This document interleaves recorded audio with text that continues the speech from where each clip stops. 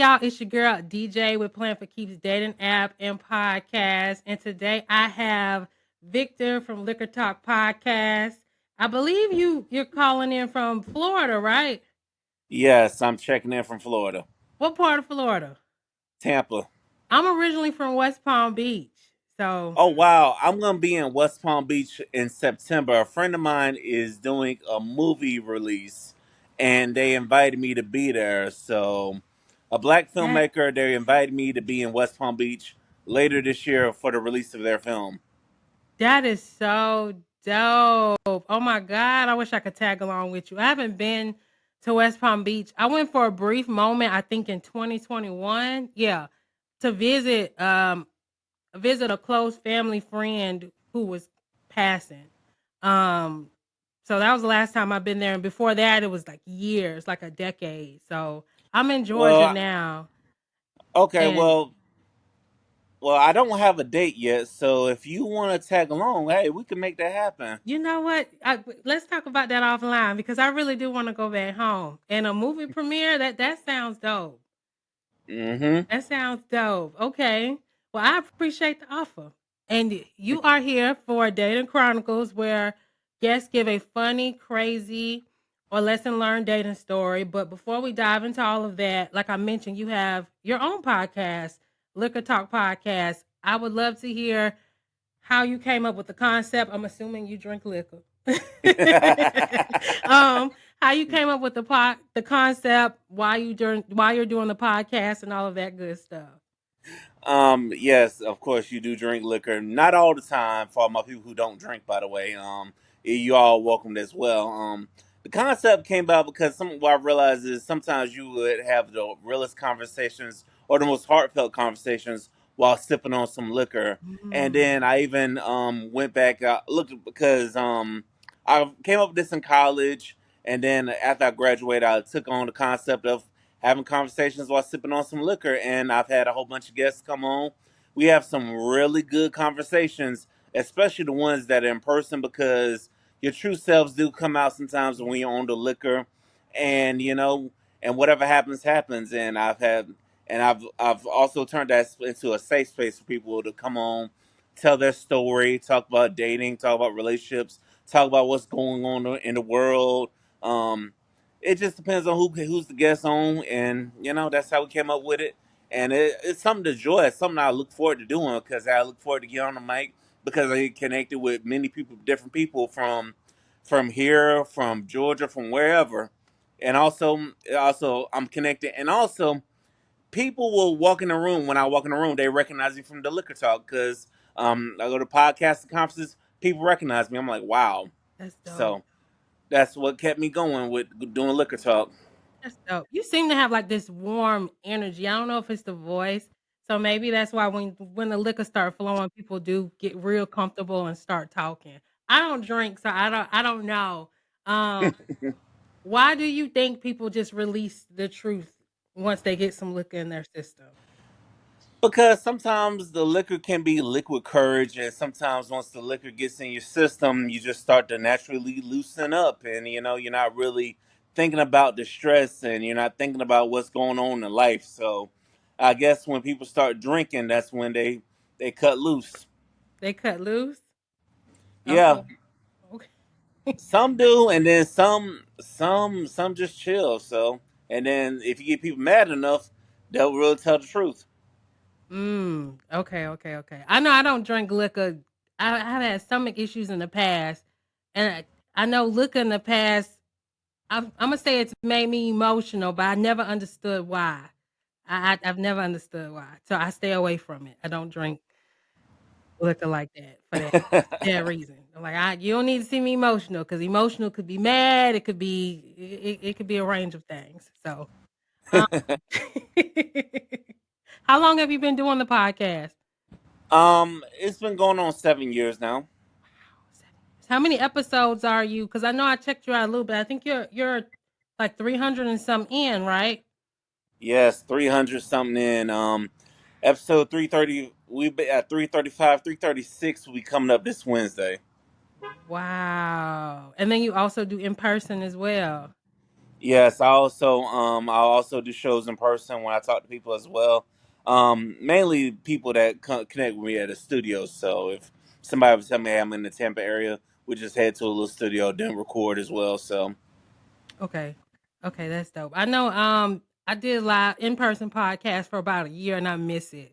I prefer that format and plan to go back. I had got an office space and kind of decorated it out because it seemed like it's cheaper that way here in Atlanta. hmm It sounds like Tampa is probably cheap to find a space and rent it out for an hour or two.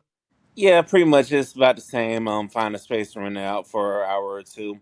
The only problem is just connecting with people who are local that do podcasts as well, because most of my guests they're from different places and or around the world or in America, Right. wherever. Got you. Okay, okay. Any of your Liquor Talk podcasts, have you spoken about any of your relationships or anything like that? Or have it always been just guests coming on? Have you had venting Um, sessions of your own? Sometimes I've had venting sessions. If it's a guest I know I can cut loose with, I may have those venting sessions come on. But sometimes I found it's better, you know what I'm saying, if I'm talking to a guest because I remember I made one guest appearance. I sound like a hot mess because it's like, because everybody on there was talking about their relationships, and then you got me who can barely get a text back at the time. So it's like I told myself I will not sound like an emotional wreck no more. So, and I wasn't even drinking. That's the funny thing. I wasn't even drinking on that guest appearance. Oh, okay, so it was well, you were guarded. Them, let's say them women were protecting you from probably what they were talking about. We can look at it in a good light, a good way. And probably so. Thinking of our subject, crazy, funny, or lesson learned dating stories, do you have any that you're comfortable sharing? Um, a couple of lesson learned dating stories I have are number one, if it's too good to be true, don't go for it. And also, if you find out one red flag, don't keep bringing it up because I remember going out with somebody I met on a dating app. We were just talking. Where this person felt the need to tell me that they were a virgin, I don't know. But I'm like, how are you? Now, at the time, I was like 27. The chick was 26.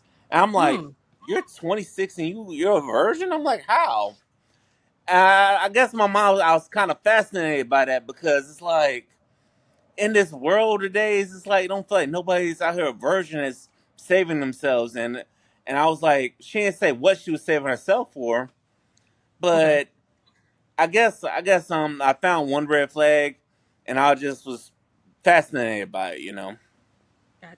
Do you think? I mean, it's not a red flag unless that's not a red flag unless it's proven to be true. So why, like in hindsight, now you would say it's a red flag? Was it because she just flat out lied? No, she just flat out and came out and said it on the first date. That's not something I was expecting to hear on the first Mm. date. I was like, you know, unless the conversation leads to it, unless we've been around each other and that we establish that vibe, then I'm okay with sex coming up. But I just wasn't expecting it to come up after like the second spot we hit because first we stopped at a coffee shop and then we ended up going to Applebee's at the time. So I just wasn't expecting it to come out in the way it did, and it kind of took me off guard. Okay. Now I'm intrigued. I'm intrigued also. So it sounded like you pursued and kept going anyway, even though you felt like that was a red flag. Y'all continued to talk. Yeah, we continued to talk, but I think after she just ghosted me because I don't know. I guess my fascination with her being a virgin must have scared her off. Really?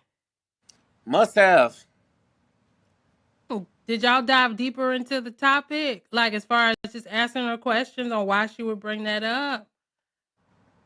No, I didn't ask her why she brought that up. I just wondered why. I mean, was she Oh. trying to get me to take her virginity? I don't know. I didn't really dive deep into that. Hmm. That's interesting. Okay, so you count that as a red flag. So if somebody tells you that they're a virgin on the first date moving forward, what would you do? I would just continue to see how the date goes and to see where the vibe goes and see how things progress. Now, you being a virgin is not a red flag. Bring admitting it on the first date, that is kind of was a red flag because I'm like, where the hell did that come from? Because at the time my mind wasn't just on sex. Hmm. I'm wondering if she wanted to just put it out there, like because I know I have a friend now who's saving herself until marriage. She's not a virgin, but she's saving herself, and she puts it out there off rip, like, "Hey, you know, she doesn't say I'm a virgin, but she say I'm abstaining from sex." And normally that will turn guys off. They'll be like, "Oh, okay, well, we can't talk anymore."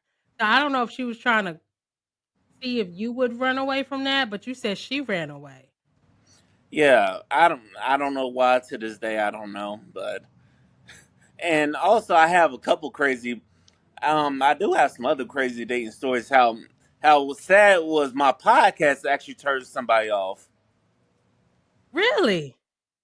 Yeah, I can't make this up. Did because it was liquor talk? No, that ain't why. It was the topic matter that turned them off. Now, the thing is, it was the season finale, and I had a sex podcast on, and we did a big sex episode where we were talking about sex and stuff. And the lady texted me back. She was like, I don't think this will work out because I'm going through a celibacy phase. Now, I'm gonna sound like a jerk when I say this, but I'm like, how are you celibate, but you have two whole kids that done came out of you? Oh my god. Because at the time I was thinking like Kevin Samuels. I was like, how you a virgin? How you have two kids, but now you meet me, you say I'm a decent person, but now you want to tell me I'm abstaining? I don't get that. Hmm. Yeah, that was weak. Now, let's I wanna turn around a little bit. You said at the time you thought like Kevin Samuels. Have you grown from that, you would say, or where are you with that? Because with that, I'll say a broken clock, not saying Kevin Samuels was a broken clock, but a broken clock was right 2 times out of the day, so I won't totally, like, dismiss him, but what are your ideologies on that now? My And did she ideologies. agree with those ideologies? Because it could have been an easy cop out for her if she was turned off by those ideals. I don't know, but I know she was very like Christian based and always involved with the church and stuff.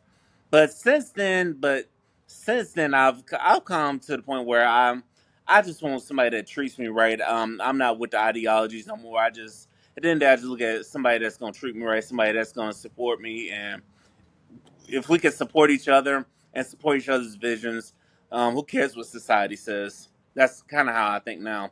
I love that. I love that.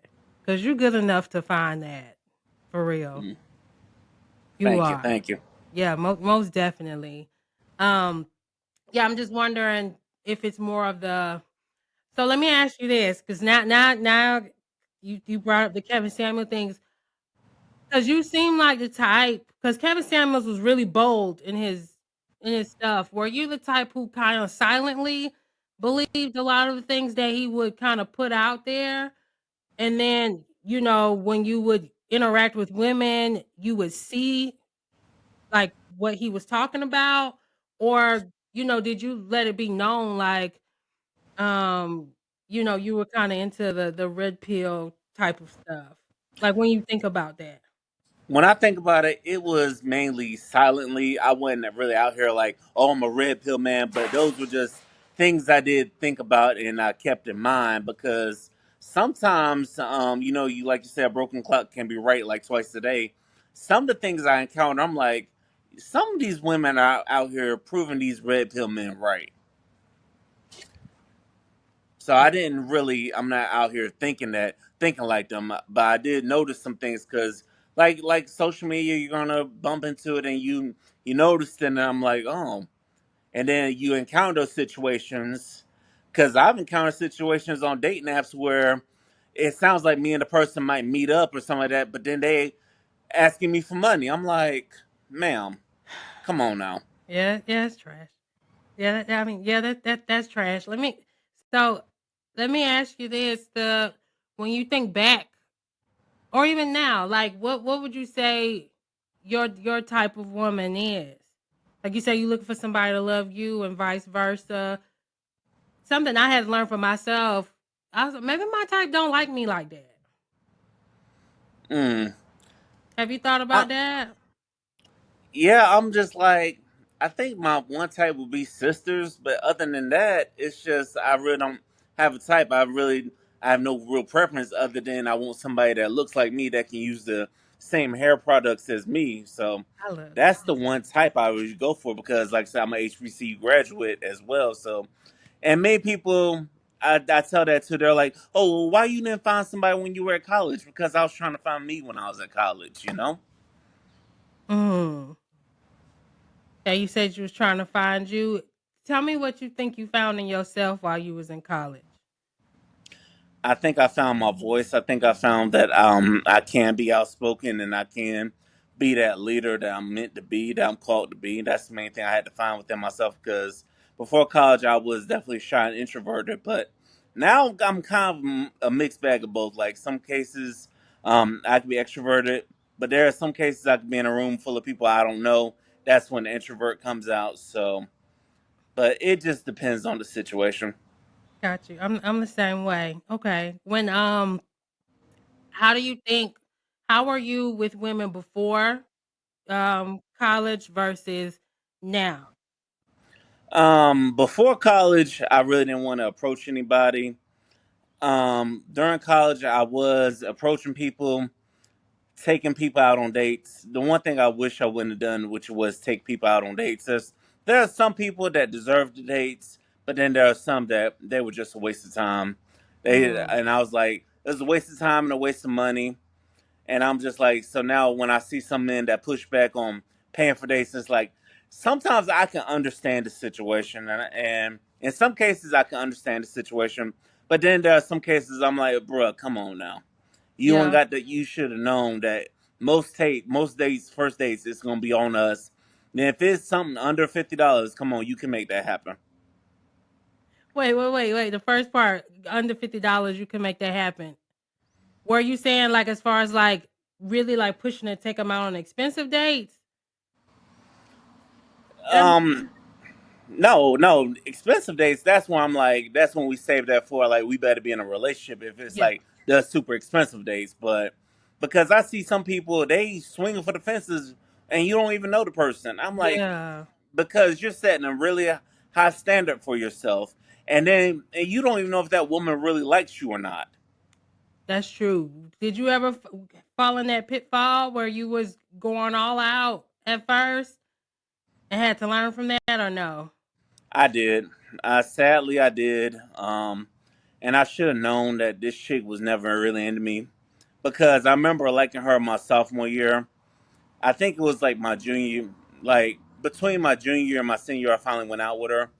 The date was expensive as hell, but she realized that she really didn't like me like that, and that kind of changed everything. And I'm like, you know, what, never again will I spend that much money on somebody that who doesn't really like me on the first date, rather. Well, it was just one date, right? Did y'all have a relationship or it was just one date? It was just one date, but we knew of each other because on campus we would bump into each other. But I remember we went to this expensive high end restaurant in Tallahassee. Her drinks kept coming up to $12. Meanwhile, my little Jack and Cokes came up to like $7, and I'm like, then she ordered some food on top of that, didn't share, and then at the I end could of the get that. date, and then at the end of the day, she was just like, "Yeah, I'm just really not into you." I'm like, I would have had more respect for you if you would just told me that from the beginning instead of wasting my time. Cause she already knew you to a certain Yeah, degree, right? right. And if you knew you didn't really like me like that, then why would you agree to go out? I mean, sometimes you gotta look at stuff for experience, though. I mean, even in hindsight, do you feel like it was just a waste, a total waste? I feel like back then it taught me that I can't really swing for the fences on the first date.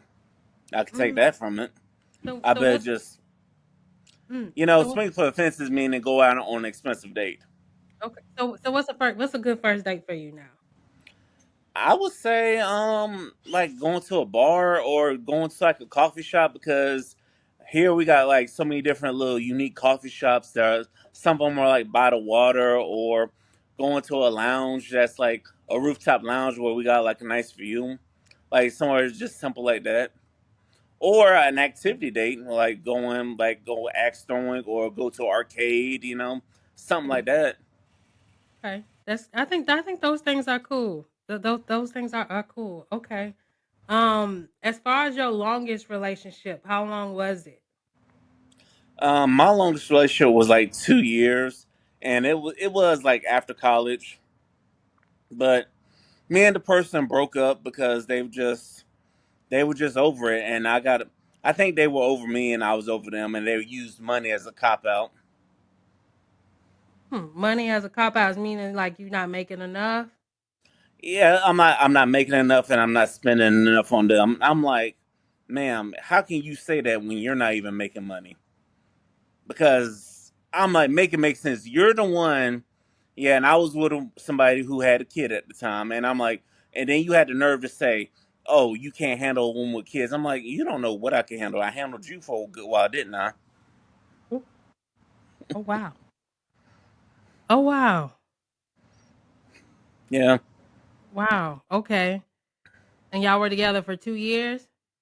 yeah, we were together for 2 years, and I even traveled to another city to go see you. That's how much I liked you. I'm like, because at the time she was we met in Tampa, and then for the first 6 months we were in Tampa, and then she had moved to St. Augustine, and then after that, I went up going to Jacksonville for a few months.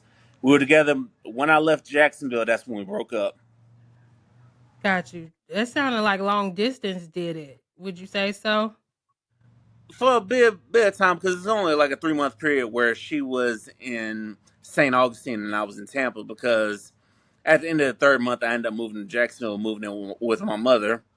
Because during the pandemic, everybody was struggling, so I had to move back in with my mom, help Yeah, a her lot out. of people. So I got laid off and everything during the pandemic. I don't even. I had to. I had to move back with my parents too for a little bit yeah. until I was able to get back on my feet. So yeah, the pandemic was very hard for a lot of people. Yes, the pandemic was very hard, and it looks like we're about to have another one because World War III is right around the corner. You really think so? I hope not, but we got an irrational president in office, so who knows with him? That's true. I lean to I like to lean on the positive side. So I'm hoping not. I know I've been doing pretty good staying afloat. Yeah, I pray that stay the case for everybody. I know, right? I'm saying, hoping the same thing. I'm hoping this man don't piss these people off. Now that he done bombed these places, I'm like, come on. Oh, that's new. I didn't know that. Yeah, there was nukes that dropped yesterday. There was some bombs dropped on Iran yesterday. Yeah. Oh wow.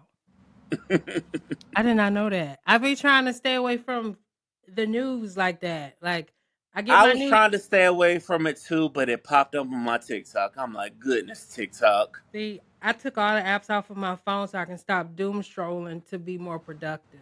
So yeah, Oh, I don't that's have time. I smart. get my huh? I said that's smart. Yeah, I get my news through people like you and my folks because they watch the news all of the time. Yeah, all of the time. Okay, let me circle back real quick to your 2 year relationship. What would you say is the hardest lesson that you learned? Like, how did y'all meet? And then what was the hardest lesson you say you learned from that Um, relationship? Me and this person, we met at a call center. We both worked at a call center. That's how we met, because we met on the second day of orientation, because it was a 3 day orientation. We met on day two, and then we were they let us out, and we just were following each other, and we just started talking, and then the third day they gave us the equipment and sent us home. We exchanged numbers just to keep in touch, just to help each other out through the work session. But then we just started communicating, and it became more. Hmm. Okay. So that's how y'all kind of flourished then. And then Yeah, go ahead.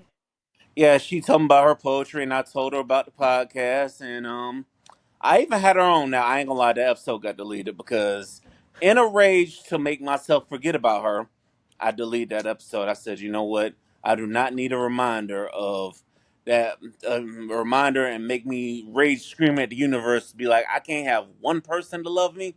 Oh man. Yeah, Oh, I rage deleted that episode, but that was another one that almost got deleted, but because my mom will really like that one chick, I didn't delete that another episode. So okay. Okay. Oh Lord. Okay, so you loved her. You loved her. yeah, Okay. Okay. yeah, she definitely got to me. I bet 2 years. That's you're in a relationship with someone for 2 years, and 2 years you would hope it would grow to be something else. So no, I Yeah, get it. yeah, and it's I don't know, and I think I guess her ex boyfriend was getting back into the picture. I think she wanted to go back to him, and I'm like, mind you, how the hell you want to go back to him? But you're telling me how the ex boyfriend has a whole nother chick, but he getting back at you. He trying to get back with you. You'd be surprised, like sometimes where people minds be at, like as far as still holding on to somebody, even though they might be messing around with somebody else. Mm-hmm. Yeah, Yeah. Like yeah. I said, So for I can even you, make sense of it. yeah. So for you, so it sounds like you had some red flags there too, though, because she was telling you about her ex and how he was messing around with other women and stuff like that. Was it more than just the money? Um, Sometimes it was the money, but then sometimes it was me not having patience with her about some things, and I kind of wanted to split from her anyway because I'm like, and I remember there was one ghetto place that she really wanted to go to, and I was like, I'm trying to tell her that this place is trash, Yeah. but she ain't listening to me. So she was hell bent on going, and then got mad with the result. And I'm like, I told you that place was trash. I told you the food was gonna be garbage, but you didn't want to listen. Oh wow. Okay. So And there was sometimes she will say, "Oh, you bring negative energy." I'm like, "This is not negative energy. This is me knowing the place and trying to warn you, but you don't want to listen." hmm.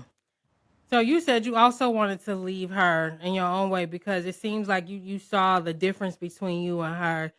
Do do you feel that you learned that maybe when you see red flags and when you see that maybe you're not compatible with someone to walk away first?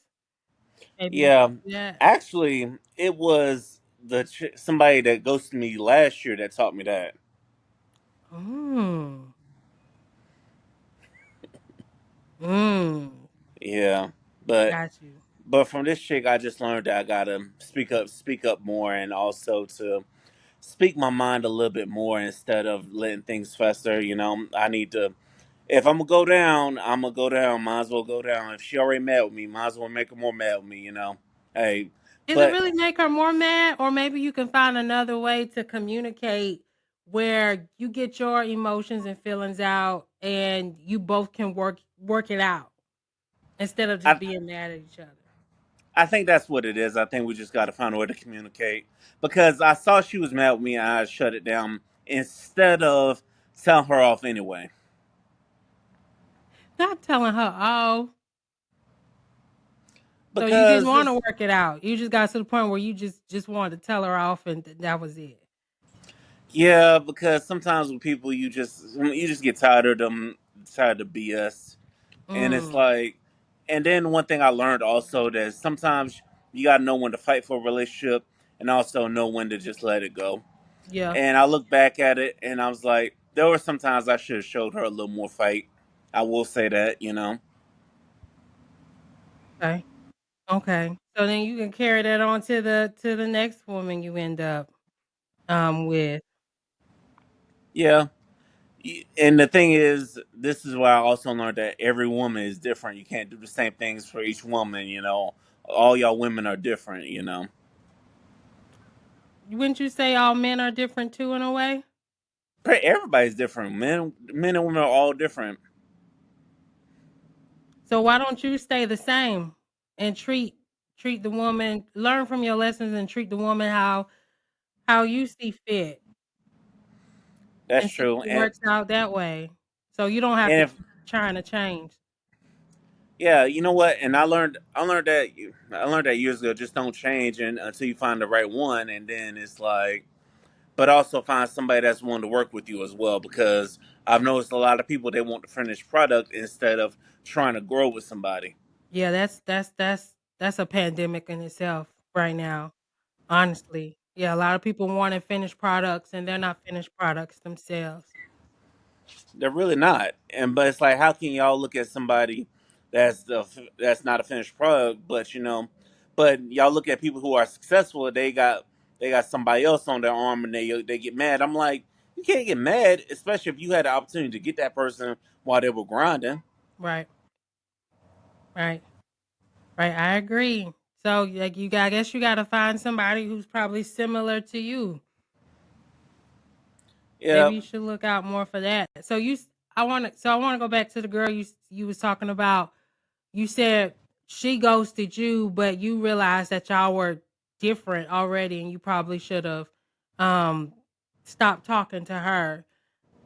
What differences did you see? I mean, there was like no real difference. I do notice there was like no real difference. There were some differences. It's like sometimes she kind of danced around the point, and I'm just like, I'll get to the point of making things happen. But the reason I say I should have left her when I thought about it, because she admitted to me that she was talking to somebody else while she was talking to me, but then the day came where I was gonna say okay, I'm done with it. Me and her would stay on the phone that day for like 3 hours. I didn't even mention Wow. leaving her because she was telling me how this other dude was messing up, how he was a convicted felon, and how he was like this, and because she had aspirations to like leave the country and stuff. So she told me about how this dude was just not a good dude and how he lied to her, and we kind of worked things out. And I kind of thought she was gonna be the one because I'm like, this chick is around here dealing with me while I'm sleeping in my car. Because most Hmm. women, it's like they find out you homeless, they want to cut you off.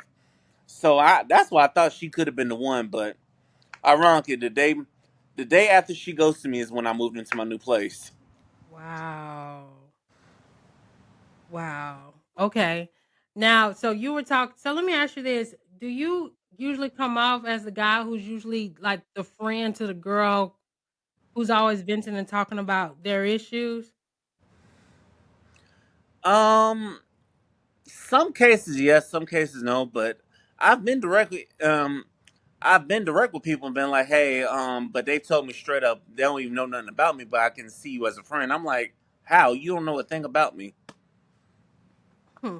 The reason why I asked you that is because it seemed like the two scenarios that you brought up, where you were at least dealing with the women for a while, they were telling you about like other dudes that they were dealing with or their ex.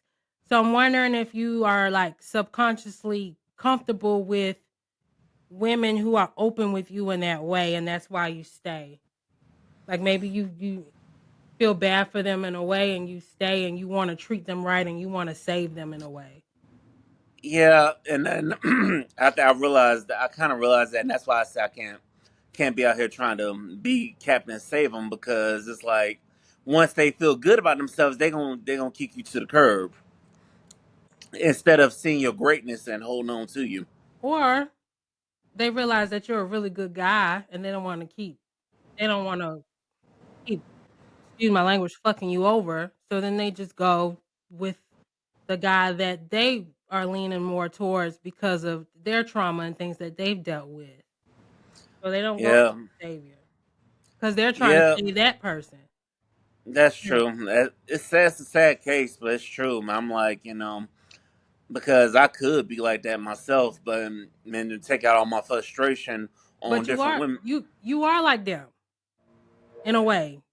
And the reason why I say that is because I feel like you trying to save them, and those women may be trying to save that person. You're just not dealing with two people at the same time. So for you, as far as not being a savior anymore, what have you been doing? What I've been doing is just put my energy into things that bring me peace, the things that I like. I've been Yeah. putting the energy into the podcast. I've been trying to look into taking voiceover classes, and also just doing things to get my mind off the dating pool. And also, I've started associating with people, different groups as well. Although it gets frustrating when you try to hang with a group of people and everybody show up. The only people that show up are the people in relationships, not the thousands of people in the group claiming to be single. It's everybody in a relationship that just shows up to the events. It's like, you know what, you motherfuckers. And then sometimes it's like, you motherfuckers, and then it's also life. I'm saying, I'm trying not to think life is giving me a big f you, but sometimes I'm like, god damn, life. I show up to events and now it's all a number of couples and booed up people showing up to all the events because they got the Black Tampa groups and stuff. So I think I think you should just keep pouring into the things you're passionate about. Your podcast, you want to start taking voiceover classes, maybe you'll start getting into projects and you'll meet other people in different levels and different spaces. and Eh, and that's what I've been doing. Like you're not gonna believe when I say this, but I know we're in June and we about to be in July, but I haven't been out with anybody. So Got you. Got you. You say you and haven't it's been out with anybody? I haven't met anybody on no dating apps. I've been on your app, but I haven't seen anybody in the area. Yeah, I gotta keep growing it. So, but it might Yeah, be meant, like you say, it might be meant for you to just pour into. I think people should date and do what they want to do at the same they time should.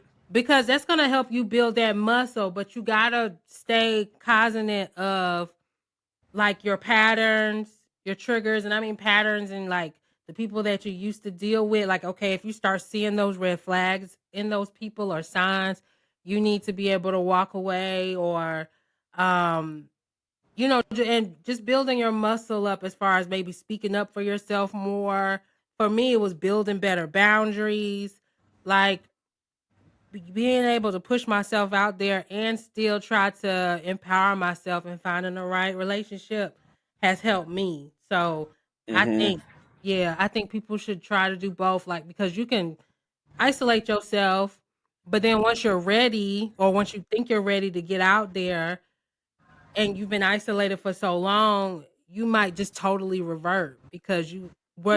you wasn't practicing that muscle with people. So I think that's good. You still getting out there and still trying. But yeah, Yeah. definitely No, focus. it's like I'm still trying, even though I haven't tried this year though. But Yeah, eventually I'll get out there. yeah. Take your time. Take your time. I think focusing on like what's gonna make you happy, like your passions, your goals. You can find the right person like within that same space, and it probably be a better fit. So yeah.